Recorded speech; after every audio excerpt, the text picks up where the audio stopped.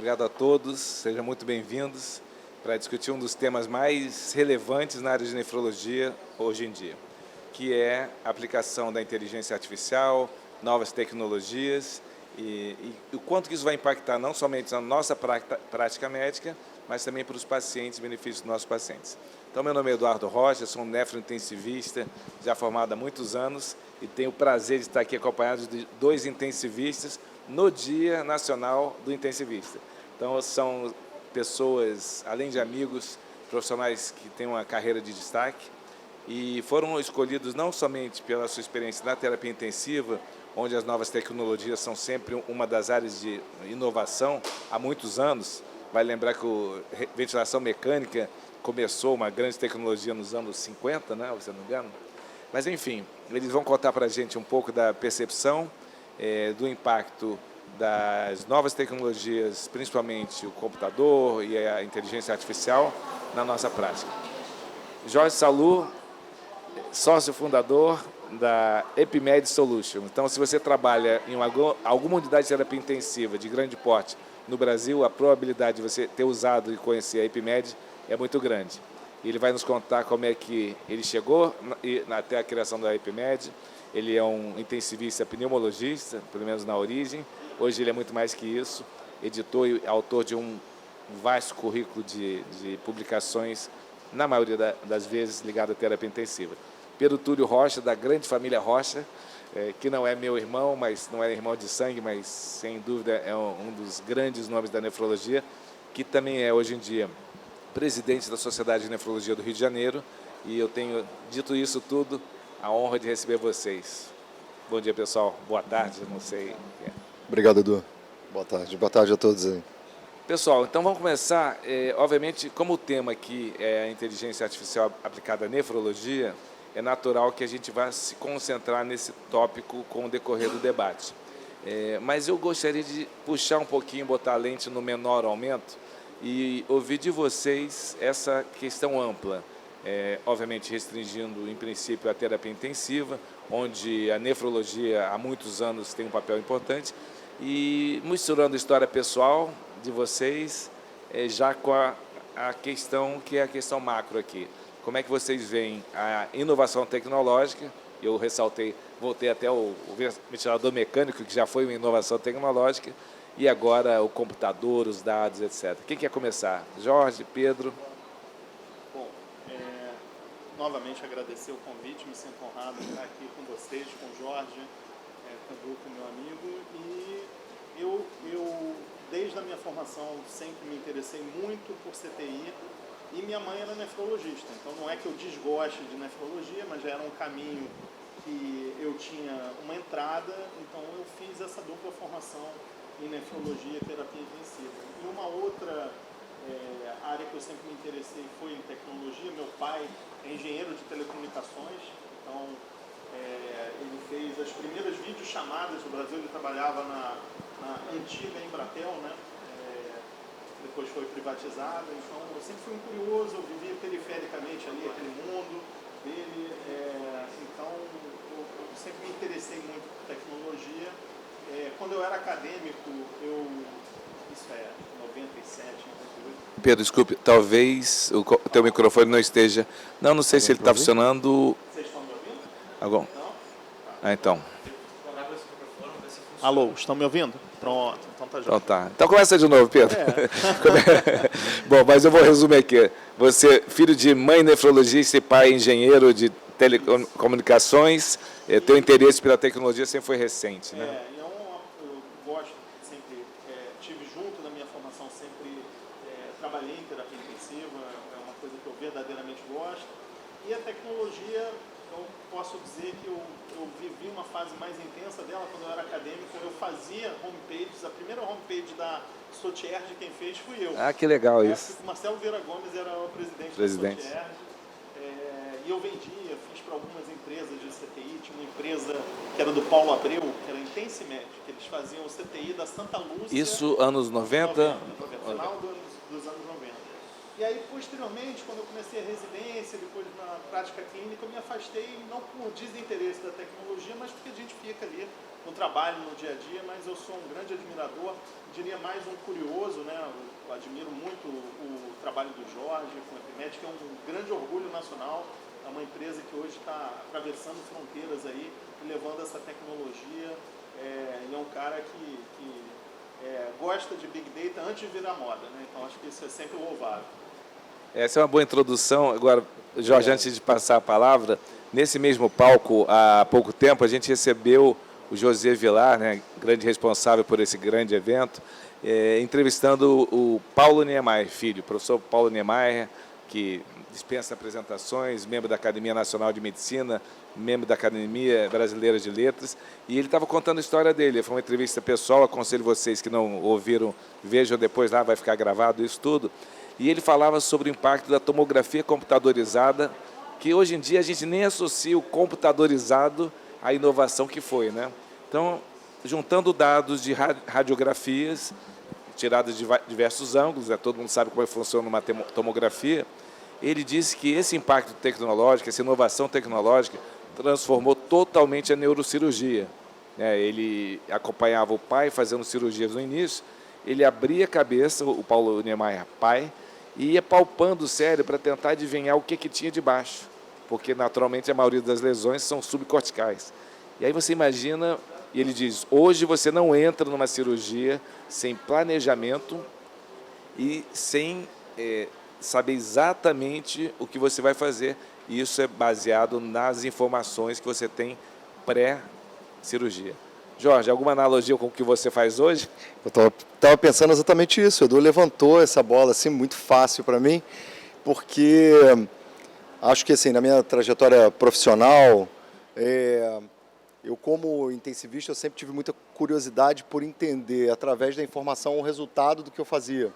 Então, eu, como acadêmico de medicina, comecei a montar um banquinho de dados para entender os pacientes. Depois, como já residente, fiz um pouco a mesma coisa, trabalhando em terapia intensiva como rotina também, até que um dia caiu no meu colo a questão de ser coordenador de uma terapia intensiva no Instituto Nacional do Câncer aqui no Rio de Janeiro. E eu pensei assim, não, agora é a oportunidade de eu pegar e juntar aquela planilha de Excel, que é o banco de dados, com a planilha gerencial, com a parte administrativa, fazer tudo, fazer pesquisa, fazer gestão, fazer indicadores de qualidade. E aí, quando você termina de falar isso, as pessoas acham que você está surtando, né? Que não tem uma base real para fazer isso. Que época foi isso, Jorge? Isso foi em 2005. E, então, a gente tem que lembrar que 2005, embora seja menos de 20 anos, do ponto de vista de tecnologia, o salto tecnológico foi muito grande, desde a capacidade de processamento de dados, a ubiquidade hoje que a gente tem de disponibilidade de tecnologia 5G, Wi-Fi, etc, coisas que não eram realidade. O iPhone tinha sido lançado 2007, né? É a primeira versão ali, né, nessa época. Então, nesse momento ali, eu vi, na verdade, um desafio enorme, mas também uma oportunidade. E a gente começou, então, a usar esse banco de dados para entender o perfil dos nossos pacientes e mudar a prática. Então, entender, assim, quem eram os pacientes que claramente se beneficiavam de determinados tratamentos, pacientes que não se beneficiavam de outros, pacientes que, a priori, a gente não conseguia identificar risco, mas que eles, nas características clínicas, laboratoriais, na apresentação de doença, eles tinham embutido várias coisas que, se combinadas, significavam, eventualmente, um alto risco de complicações adquiridas na UTI, e aí a gente passou a implementar protocolos ou processos de cuidado justamente para tentar melhorar precocemente o desfecho desses pacientes.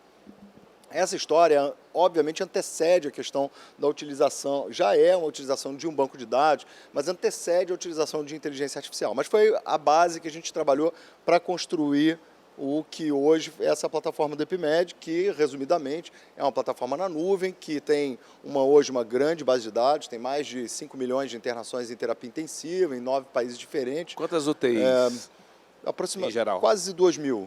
2 mil UTIs, públicas e privadas, nacionais e internacionais. Mas é 90% no Brasil, né, dessas unidades de terapia intensiva.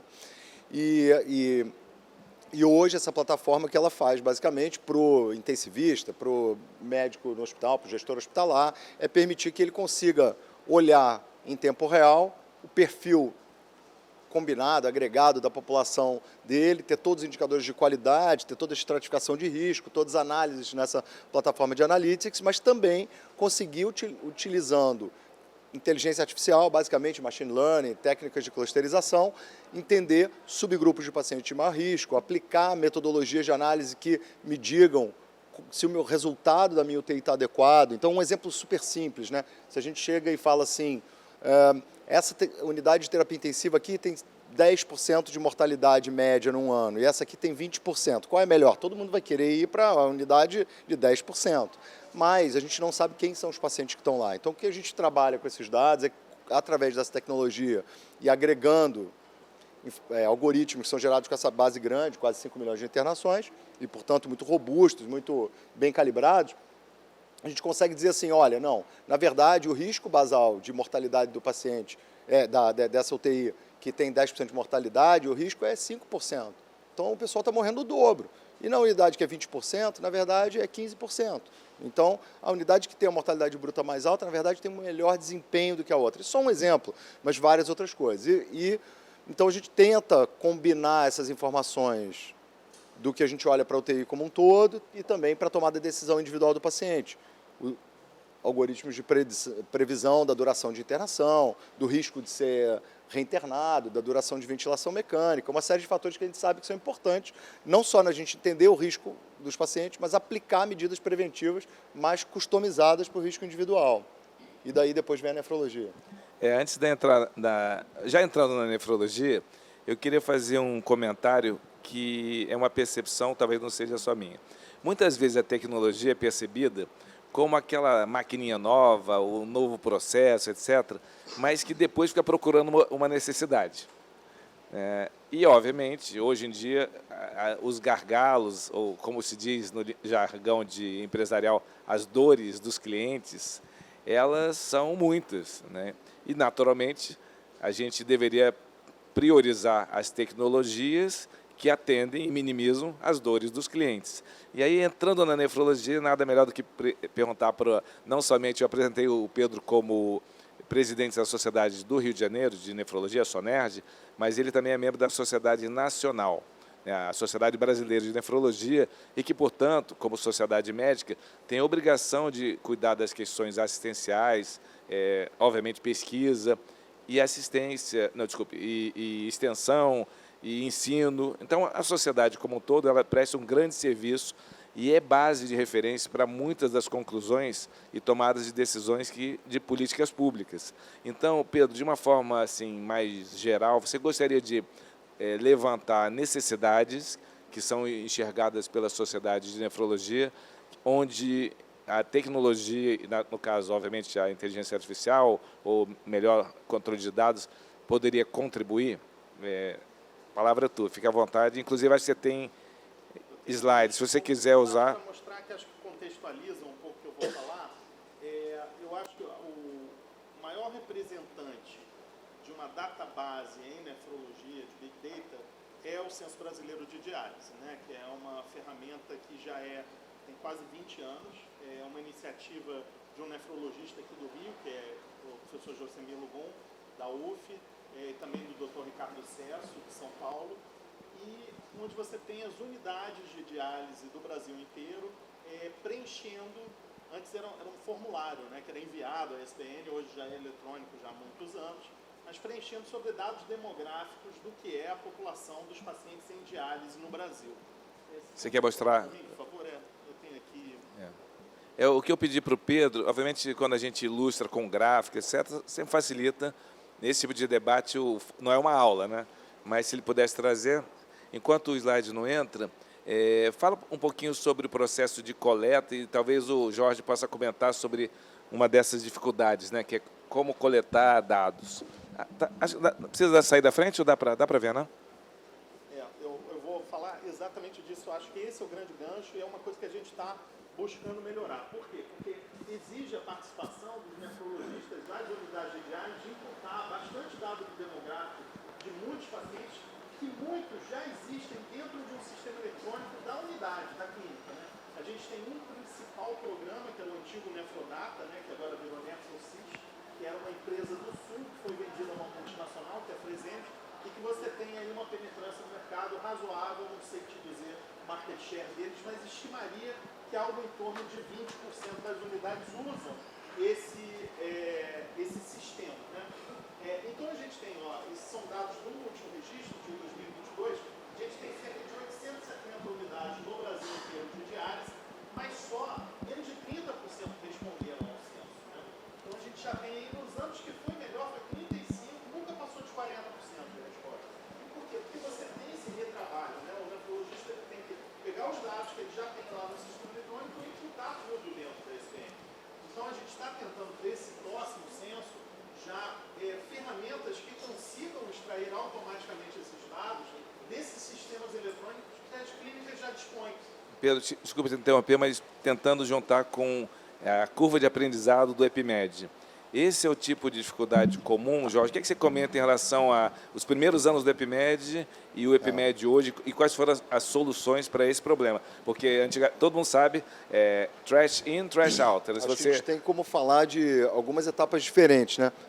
Quando a gente começou, obviamente, lá em 2008, 15 anos esse ano, a gente não tinha esse termo interoperabilidade, que é justamente a capacidade de você capturar o dado em algum sistema, seja ele administrativo, laboratorial, prontuário eletrônico, o que seja, e trazer para uma outra plataforma. A interoperabilidade hoje, ela, vamos dizer assim, no nível muito básico, ela é relativamente simples. A gente consegue hoje, praticamente 100% dos hospitais, ter a integração do dado administrativo, por exemplo, dado demográfico, fluxo do paciente. Por quê? Porque esses dados estão presentes em todas as fontes de origem, esse é um ponto importante, às vezes a gente quer integrar coisas que não estão lá. Porque no início era papel, que eu acho que é o caso... A gente nunca teve papel, versão em nunca papel. Teve? Nossa versão sempre foi input eletrônico direto na plataforma. Não, desculpe. O dado estava, que você precisava... No prontuário. Ele estava no prontuário de papel, exatamente. Sim. Mas o dado administrativo já estava em algum sistema eletrônico, de cobrança, né? O prontuário do paciente, que só era para fazer a internação dele no leito, hotelaria. Isso já existia. O que não existia com tanta frequência era o dado clínico, ou o dado clínico de qualidade, desafio crescente, e o dado clínico estruturado, ou seja, ao invés de eu escrever insuficiência renal aguda, que tivesse um campo que, quando eu clicasse, tivesse essa opção, e todos os nefrologistas ou intensivistas, seja que for do Brasil inteiro, iriam categorizar aquela doença da mesma maneira. À medida que isso foi melhorando, a gente foi melhorando a capacidade de interoperabilidade. Hoje a gente tem hospitais que não colocam nenhum dado manual, tanto no Brasil quanto fora do Brasil. Porém, ainda restam alguns desafios, e eu acho que tem algumas soluções. Os desafios são basicamente o que a gente faz com o campo texto, e o segundo desafio, o que a gente faz com as fontes de informação múltiplas. E aí eu acho que tem dois caminhos que já vêm sendo implementados progressivamente e que a gente vai ver um salto muito rápido nos próximos anos. Primeiro, processamento de linguagem natural, ou seja, a capacidade de você ter várias terminologias ou textos diferentes que representam a mesma coisa, né? Então, eu digo que injúria renal aguda, lesão renal aguda, AQI, seja o que for, tudo significa a mesma coisa. E aí, cada vez que eu leio esse texto, mesmo por extenso, eu categorizo isso como a mesma doença. Isso é uma coisa que vem acontecendo e sendo validado progressivamente, mas talvez o maior salto para isso seja a inteligência artificial generativa, né? Os Large Language Models, que o nosso chat GPT, BAT, tudo isso, que justamente uma das grandes capacidades deles é de fazer buscas, né, de termos não específicos e gerar respostas específicas. Então, juntar isso nas soluções que capturam dados, eu imagino que meses ou anos vai ser o caminho para a gente solucionar de forma importante essa lacuna que existe entre o dado na fonte primária e o dado chegar para você poder analisar. É curioso, estamos voltando à questão de coleta de dados, a gente falou da terapia intensiva, mas começamos pelo crônico, né? E eu acho muito importante o que você trouxe, Pedro, porque falamos muito sobre a terapia intensiva, e o nefrointensivismo é uma atração natural e tecnologia. Agora, o dia a dia que a gente tem no mundo e no Brasil são pessoas que não sabem o seu valor de creatinina, pessoas que têm diabetes ou hipertensão, que são as doenças que mais levam à perda de função renal e, portanto, a diálise, que foi o que você mostrou como dado que é coletado. voltando às origens, né? E a gente já vai falar sobre IRA e a inovação e tecnologia. Como é que é o problema, como está o problema hoje da doença renal crônica? E, obviamente, você estava falando sobre o censo e a coleta de dados. A gente passa por uma crise muito grave do setor de diálise no Brasil, é um setor que vem cronicamente subfinanciado, né? Ele depende muito de manufatura externa, né? As máquinas de diálise e os capilares de diálise não tem nenhum de produção nacional. Os insumos utilizados na terapia dialítica que a gente tem produção nacional são apenas os que são menos custosos, então é banho, é agulha, é linha. E a gente teve uma explosão da inflação médica nos últimos anos, um aumento do câmbio e a remuneração, que é um sistema que no Brasil inteiro a gente tem mais de 150 mil pessoas fazendo diálise hoje e 85% é financiado pelo SUS, é um setor que está no seu limite, né? E a gente tem buscado, junto ao Ministério da Saúde, reajustes. A gente conseguiu um reajuste no começo do ano, que foi de 10%, é bem aquém do que a gente considera o necessário para sanar as contas e deixar o setor, tirar a corda do pescoço do setor, mas já foi um primeiro avanço. E a gente precisa muito desses dados para poder chegar junto ao Ministério da Saúde. Nossa primeira reunião com eles foi em março. Então, em março, nós levamos o Censo Brasileiro de Diálise. Eles reconhecem como um documento, porque eles não têm esses dados, eles não conseguem extrair dados demográficos do DataSUS, eles sabem o número de pacientes, porque tem a PAC que é gerada, mas eles não conseguem entender o problema, né? E isso que o Edu falou é muito importante, tem sido uma iniciativa nossa, que toda vez que a gente chega no Ministério da Saúde, tem que reajustar a diálise, a visão que eles têm de nós é assim, não, eles estão querendo dinheiro, estão querendo lucrar. A gente tem que chegar, a gente quer mudar o paradigma de chegar para ele, olha, o problema da doença renal crônica no Brasil é esse. A gente tem estimado que cerca de 10% da população adulta do Brasil tem a doença renal crônica em algum estágio. Quando a gente vai falar da necessidade de diálise, tem um slide aqui que mostra, esse é o crescente que a gente está apresentando de pacientes em diálise, e isso é da prevalência da doença renal crônica dialítica, né? Na população brasileira, a gente tem cerca de 700 por milhão de população, e existe uma lacuna assistencial muito grande em algumas regiões do Brasil, porque na região norte, esse número é cerca de 450 por milhão. Então, quer dizer que lá eles estão fazendo alguma coisa legal que está prevenindo a doença renal ou que os hábitos de saúde da população, tal, esse número, não. Esses pacientes não estão chegando, não estão recebendo o tratamento dialítico. Tem uma limitação, a interpretação claramente é essa.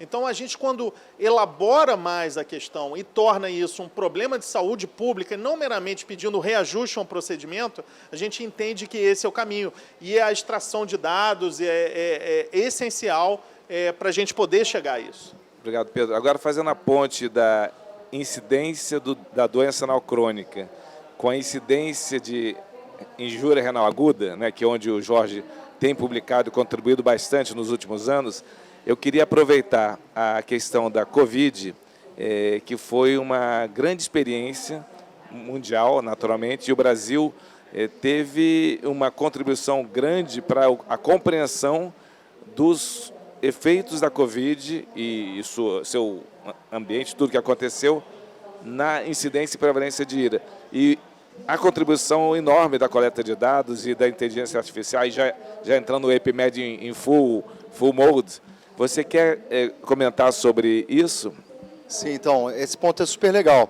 Eu acho que um dos aspectos muito importantes da gente, quando a gente fala de inteligência artificial, a gente está falando de um dos domínios da ciência de dados, né? E para que a gente tenha ciência de dados, obviamente, a gente conseguir ter os dados é o mais importante. Eu acho que a gente tem que sair um pouco da visão perfeccionista de que a gente tem que ter dados perfeitos para fazer tudo. E a gente vem sendo pragmático em relação a isso nesses últimos 15 anos. E a gente conseguiu construir uma base de dados grande, que hoje é um projeto que, se vocês entrarem online, utisbrasileiras.com.br, tem dados públicos de todas as UTIs que participam do projeto EpiMed, através de uma parceria com a AMIB, que é a Associação de Medicina Intensiva Brasileira, que a gente torna públicos esses dados. O que isso tem a ver com o Covid? Quando o Covid chegou, a gente tinha metade das UTIs do Brasil coletando dados continuamente de todos os pacientes. E, queira ou não, com toda a catástrofe que aconteceu, isso ajudou as unidades de terapia intensiva a se organizarem, se prepararem, se municiarem de informação, porque elas tinham os dados próximos de tempo real. Esses dados se tornaram públicos através dessa plataforma e grande parte dos dados que vocês viram na imprensa, etc., foram municiados por essa plataforma durante a pandemia e continuam sendo para os pacientes de UTI sem Covid hoje. Como a gente atuou nessa área especificamente, né? A gente trabalhou num primeiro momento com o Alain França, que é nosso aluno de doutorado lá pela UFRJ, que não é um nefrologista, né, mas que é um médico que se interessou por essa área especificamente. E aí a gente resolveu juntar a ciência de dados, time da engenharia, nefrologistas, né, intensivistas, e discutir um pouco isso, como que a gente poderia melhorar a nossa percepção e compreensão do risco dos pacientes durante a Covid. Então a gente tem uma publicação que tem alguma coisa em torno de 32 mil pacientes de terapia intensiva. A gente olhou especificamente aqueles com Covid, a gente olhou especificamente aqueles pacientes que tinham algum grau de disfunção respiratória, porque é um marcador de gravidade importante para qualquer doença crítica, mas para a Covid, obviamente, muito mais.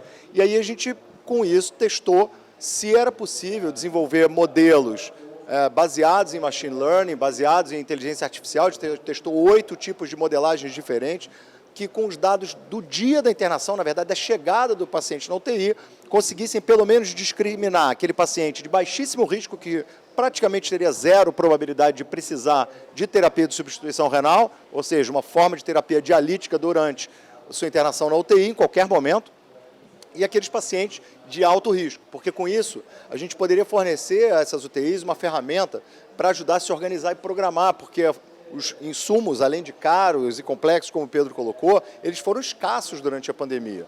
Então a gente conseguiu com isso desenvolver um modelo com uma excelente performance do ponto de vista da discriminação, seja do paciente de baixíssimo risco, ou seja, ele conseguia excluir praticamente 100% dos casos de pacientes que nunca precisariam de terapia de substituição renal durante a sua internação, com dados só da chegada, dados clínicos e laboratoriais muito simples. Os dados laboratoriais eram exames que todo mundo faz, creatinina, plaquetas. Os dados clínicos eram os antecedentes dos pacientes e alguns dados fisiológicos que eram pressão arterial, frequência cardíaca e o uso de ventilação mecânica ou não, coisas muito simples. E muito simples justamente porque um dos problemas que eu vejo hoje na aplicabilidade prática de muitos dos excelentes modelos desenvolvidos em inteligência artificial em saúde é a falta de disponibilidade ou da capacidade de processamento, né, ou seja, tecnológica, o que cada vez vai sendo menos um problema, mas também disponibilidade dos recursos. Muitas vezes eles são baseados em testes diagnósticos, biomarcadores sofisticados que não estão presentes na maior parte das unidades de saúde ou que têm um custo elevado. Então a gente quis fazer isso com um modelo simples. Esse modelo, então, não só olhava bem o baixo risco, como identificava muito bem os pacientes de alto risco. E com isso permitia um certo planejamento e organização das UTIs. A gente evoluiu isso agora para aplicar esse modelo para os pacientes sem Covid. Obviamente isso não teve o mesmo desempenho e a gente então criou uma nova modelagem específica para pacientes críticos de forma geral. Esse dado não está publicado ainda, mas em breve a gente acredita que vai estar.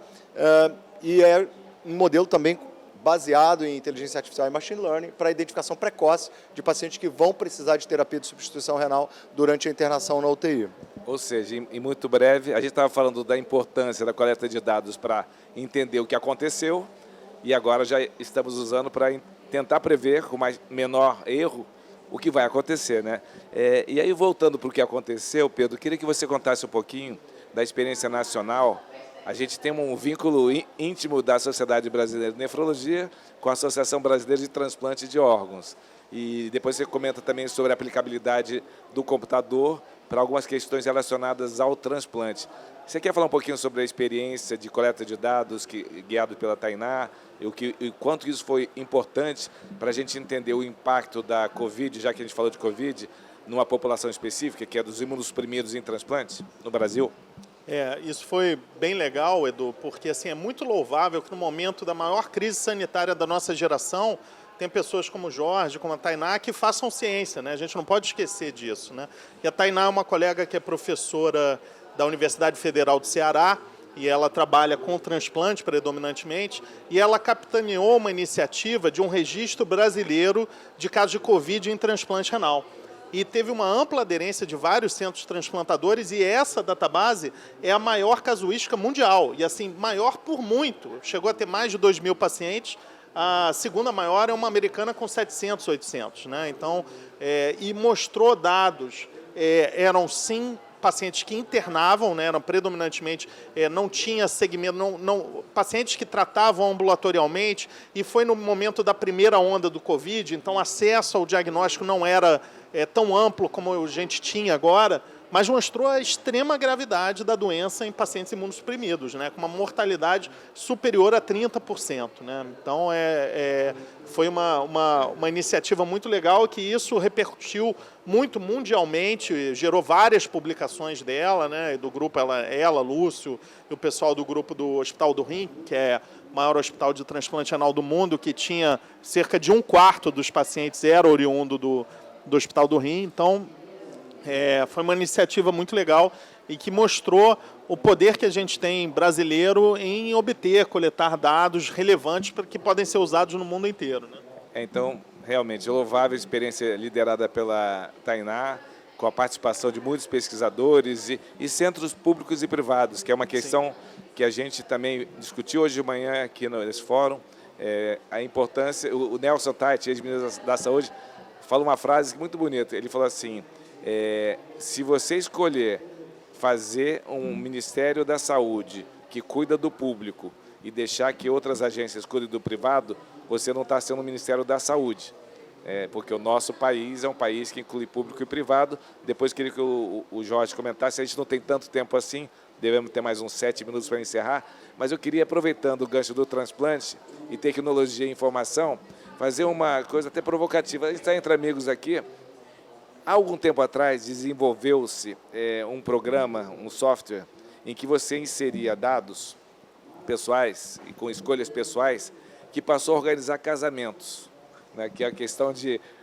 Eu tenho alguns amigos que se casaram graças a programas do tipo Tinder, etc., mas eu estou aqui para falar sobre isso. O tema, afinal, é muito sério, né?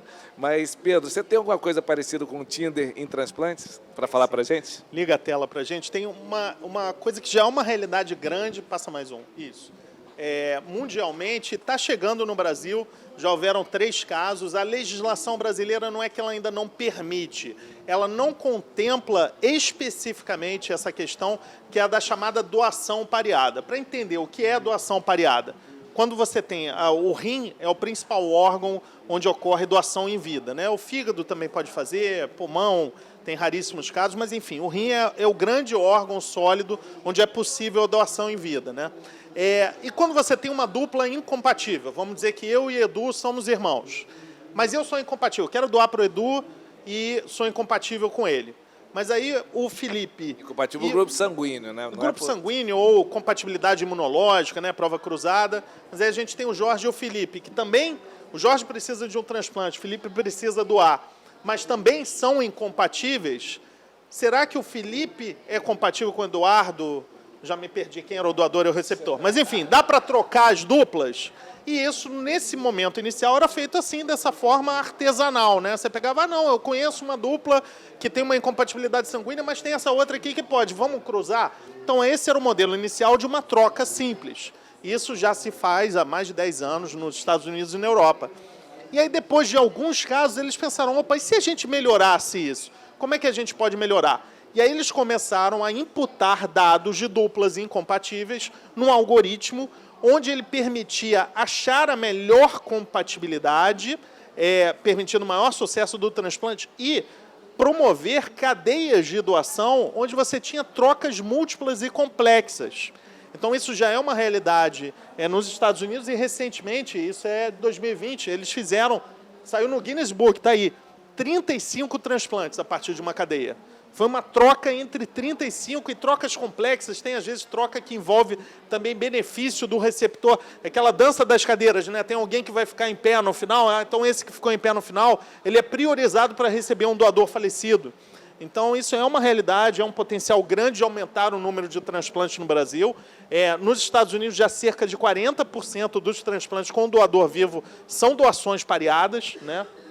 E no Brasil a gente está caminhando para isso, a USP já fez um caso, e um colega meu, o Dr. Marcelo Perosa, de São Paulo, ele desenvolveu um software, foi recentemente agraciado num prêmio da indústria farmacêutica, que ele recebeu um custeio como inovação em saúde, então ele vai promover isso nacionalmente, um cadastro de duplas incompatíveis para que a gente possa fazer isso. E, ao mesmo tempo, no Senado está tramitando um projeto de lei que regulamente especificamente esse cenário. Que hoje o que se faz é um cenário de duplas não aparentadas. Não diz claramente que está sendo uma doação direcionada e pareada. A lei permite, mas é um subterfúgio legal. A gente quer que tenha oficialmente descrito lá que é permitido e estimulada a doação pareada no Brasil.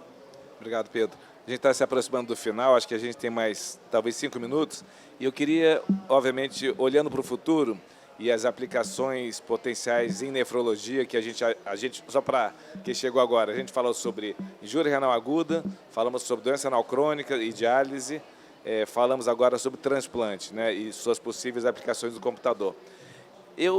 E somos egressos da UFRJ, uma universidade onde, pelo menos o hospital universitário, tem dificuldades até para ter Wi-Fi.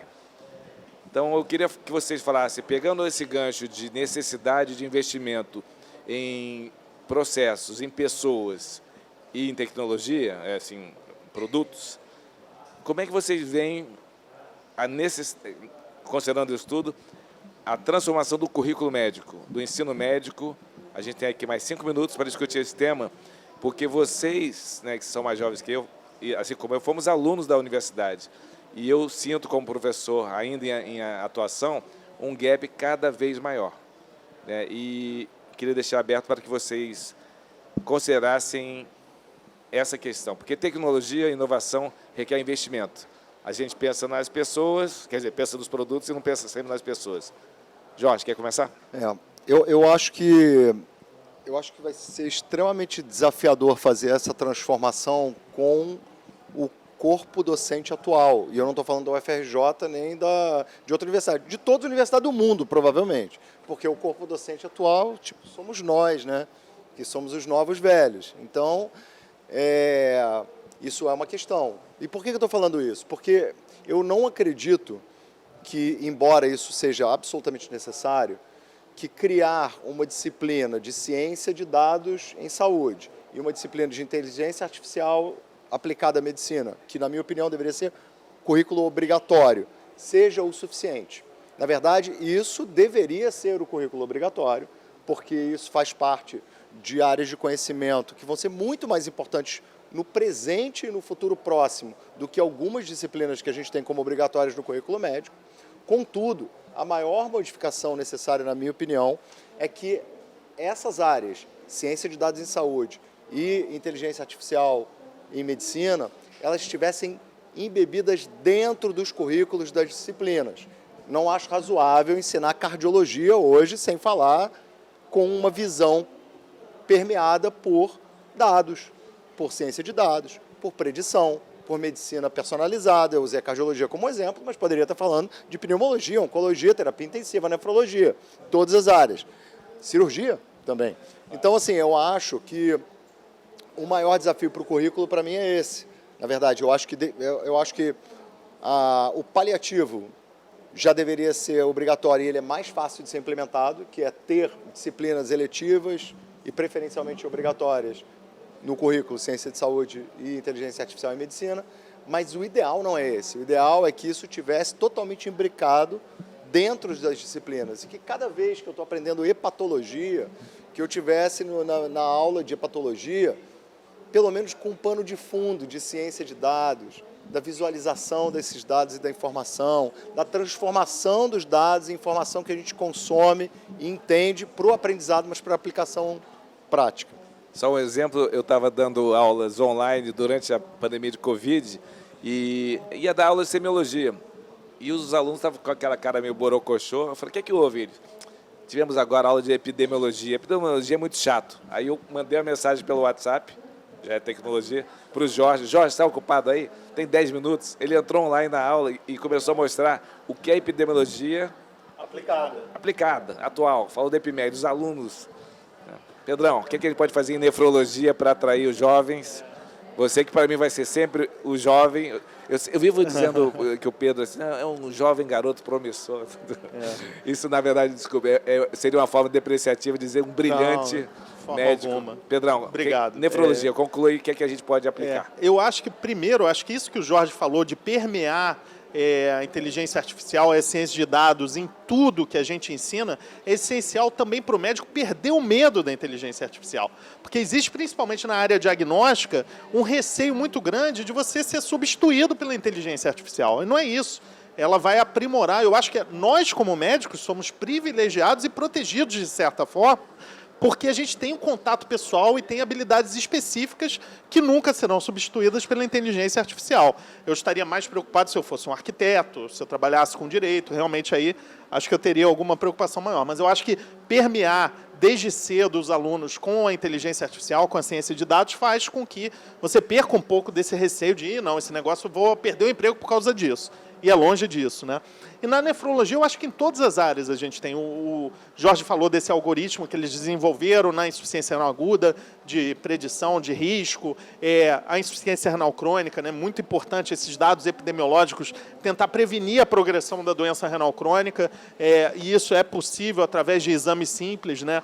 Identificar, eu tinha um slide aqui que a gente participou de um estudo que vai ser publicado, a gente já levou ao Congresso Brasileiro de Nefrologia, que a gente pegou a database da DASA, que é a maior rede diagnóstica do Brasil, de exames simples, de ureia, creatinina e albumina na urina, mais de 4 milhões de exames e mais de 2 milhões de pacientes, e fizemos uma demografia do que é a doença renal crônica no Brasil, porque a gente não tem esse dado robusto, né, um dado demográfico grande da doença renal crônica não dialítica no Brasil. E bateu mais ou menos com o estimado, daria 10% da amostragem, né, da população adulta. E o que foi mais legal, que foi assim, um primeiro contato verdadeiro que eu tive com ciência de dados, que eu participei das reuniões, e aí a gente fazia uma indagação assim, não, tem como você incluir também, e aí eu tinha o profissional lá da DASA que mexia com os dados, e aí a gente pedia, não, tem como você incluir também hemoglobina glicada nessa amostra? E eu lembro quando eu perguntei isso, eu falei, o cara vai me pedir um mês para fazer isso. Ele tem, tá aqui. Na mesma hora, um negócio assim, absurdo. Então, eu acho que isso vai ser importante para todos os campos da nefrologia, sem nenhuma dúvida. Fantástico, pessoal. Infelizmente, nosso tempo acabou. Queria, assim, que cada um em 15 segundos fizesse considerações finais. Peço desculpas à plateia por não abrir para perguntas. Meus alunos aqui estão presentes. Mas estaremos depois para bater papo e nossos amigos vão estar disponíveis. Jorge, muito obrigado. Considerações finais? Acho que o Pedro colocou bem, acho que a inteligência artificial em saúde e a abundância de dados que a gente tem, ela só vai aumentar a nossa capacidade de atuar melhor com os pacientes. A gente não pode fugir disso como profissional, pelo contrário, vai ser um aliado valioso na tomada de decisão e a gente não pode ficar esperando um mundo perfeito para fazer isso acontecer. A gente tem que usar os dados que a gente tem. Existe uma abundância de dados públicos, enormes, que ninguém está usando e está desperdiçando. Então, existem muitas oportunidades e os profissionais de saúde são as boas pessoas para fazer as perguntas certas para os dados que não necessariamente são perfeitos e aí os cientistas de dados ajudam a gente a dar as respostas corretas. Obrigado, Jorge. Pedrão. Não, só agradecer e deixar aqui uma mensagem final, já que a nossa temática é nefrologia, como você falou, tem alunos seus aqui, jovens médicos, para pensar nessa carreira da nefrologia, que é uma área promissora hoje, né? A gente tem uma doença que tem novos tratamentos para prevenir a progressão da doença, tem várias áreas de atuação, como o Edu falou, transplante, injúria renal aguda, doença renal crônica, clínica, e a nefrologia está num momento muito legal, e acho que é importante fazer essa propaganda positiva agora. Isso aí, muito obrigado, pessoal. Bom resto de evento.